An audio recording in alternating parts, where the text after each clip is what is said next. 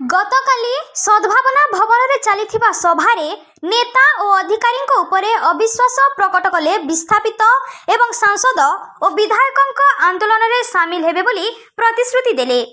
जंगल जमीपट्टा अधिकार को नहीं विस्थापित को क्षतिपूरण पण नातुणी नाम विस्थापित झील मानक नहीं प्रतारणा और आस पंड को नहीं लोकंक सपक्ष और कंपानी गुड़िक विरुद्ध रे जुक्ति रखी जिला प्रशासन और कंपानी को चैलेंज कले युवा नेता डॉक्टर हिमांशु शेखर षडंगी और कहिले मंत्री हंतु कि अधिकारी केही भी कॉन्स्टिट्यूशन कोर्ट रु बड़ नुहंती आउ जे भी लोकंक और विस्थापितंक न्याय्य दाबी विरुद्ध रे कहिबो ताकु तर्क रखिबाकू मो निमंत्रण करूछि बोली डॉक्टर षडंगी कहिथिले। दीर्घ 2 वर्षर आंदोलन में अनेक गुड़िए काम कार्यकारी हो न पारिबारु जिला प्रशासन और कंपानी आरपीडीएसी और आरटीसी को बहाना देखाउथिले बोली डॉक्टर षडंगी अभियोग करथिले।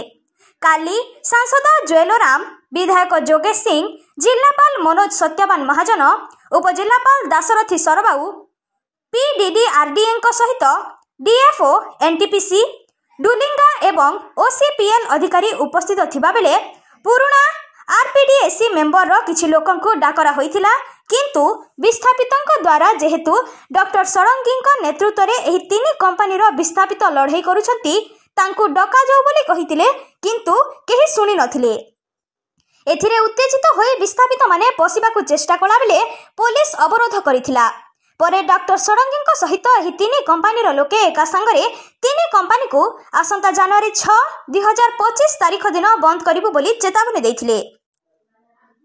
सद्भावना भवन बाहर समस्तक उपस्थिति रे डॉक्टर षडंगी संविधान विरोधी काम को बंद करंतु और बेनियम काम हेउची बोली चैलेंज करूची बोली कहिथिले। शेषरे 6 जनवरी आंदोलन भयंकर न होय बोली मु समस्तक अनुरोध करिबि बोली डॉक्टर षडंगी कहिथिले। Bureau report, Gangpur live.